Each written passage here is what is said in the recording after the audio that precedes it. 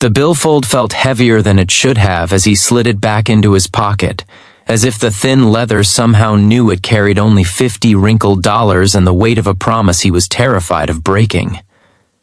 Matthew Parker sat at a small table in a softly lit restaurant in Ohio, hands resting on his knees, heart beating too fast for a man who had already survived so much. Across from him sat a woman he barely knew, someone he had met through a church friend who said he deserved another chance at happiness. And there, in the quiet clink of silverware and distant laughter, Matthew wondered if this was the moment life would finally ask more from him than he had left to give. What if this were you, sitting there counting dollars in your head instead of dreams, trying to look like you belonged in a place that felt just out of reach? Matthew had not planned to be here. He was a single father of a 7-year-old boy named Noah, a child whose laugh was the only thing that still made the world feel safe.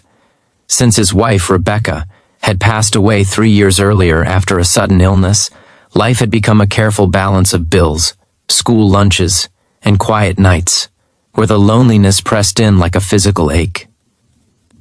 Matthew worked as a delivery driver, waking before sunrise and coming home exhausted, but grateful he could still tuck Noah into bed every night. Dating felt selfish, almost irresponsible, but the empty chair across the kitchen table had started to feel louder than the fear. So here he was, on a blind date he could barely afford, hoping the universe would show him a sliver of mercy. If you were in his place, would you have stayed home, or would you have taken the risk, knowing how easily hope can hurt? The restaurant was not extravagant, but it was nicer than anywhere Matthew usually went. Warm lights glowed against deep blue walls, and the smell of roasted garlic and fresh bread made his stomach twist with hunger and anxiety. He had checked the menu online beforehand, calculating what he could order without exceeding his limit, even rehearsing how he might suggest splitting something if it came to that. Across the room, at a larger table near the window, sat a man in a tailored suit, his posture calm, his presence quietly commanding.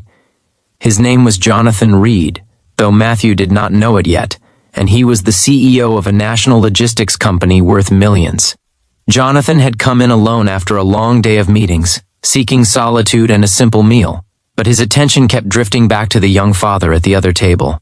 He noticed the way Matthew's eyes flicked toward the menu prices, the subtle tension in his shoulders, the careful politeness that came from someone used to apologizing for taking up space. Jonathan watched without judgment because he recognized something painfully familiar. Years earlier, before the success and the headlines, he had been a widower too, raising his daughter while scraping by on hope and stubborn faith.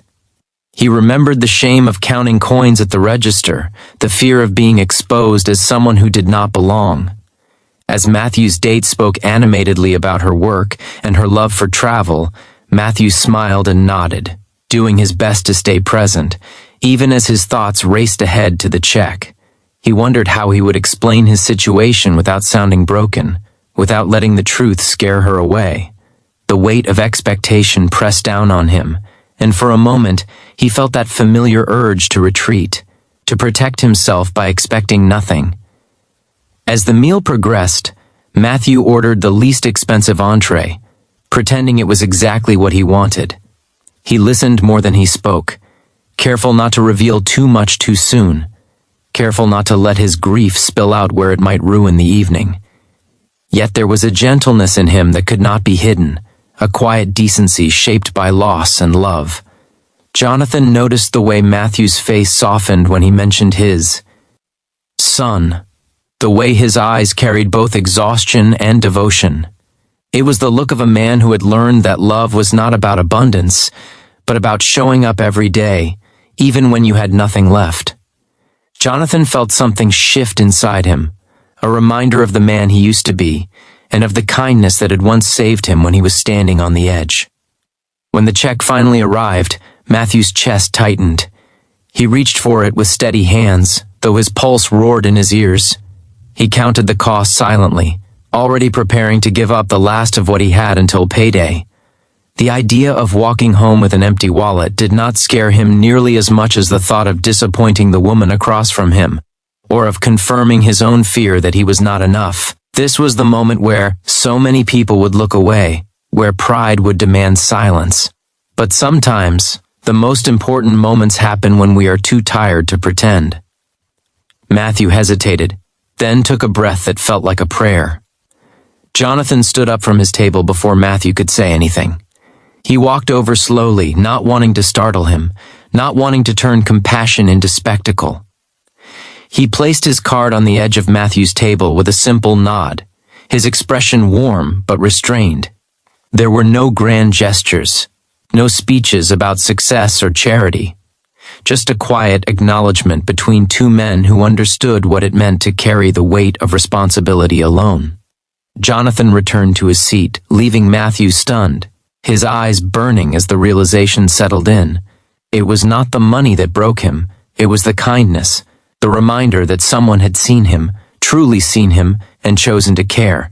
Later that night, as Matthew walked home under the cool American sky, he felt lighter than he had in years. He still had bills waiting, and a life that would not magically change overnight, but something fundamental had shifted. He felt hope stirring again, cautious but alive. He thought about Noah, about the example he wanted to set, about the quiet strength it took to accept help with grace. Jonathan, watching from his car as Matthew disappeared down the street, felt a similar peace. He knew he had done nothing extraordinary by his own standards, yet he understood that sometimes the smallest acts can echo the loudest in a broken heart.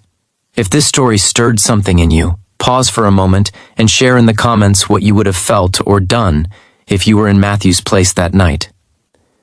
The next morning, Matthew packed Noah's lunch with a lighter heart, humming softly as sunlight spilled through the kitchen window.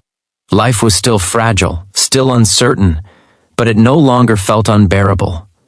Somewhere out there, a stranger had reminded him that kindness was real, that faith in humanity was not foolish. And perhaps that was the true miracle, not wealth or rescue, but the quiet power of being seen when you feel invisible. If this story truly touched your heart, please consider liking, commenting, sharing, and subscribing, so more stories of hope and second chances can find those who need them most.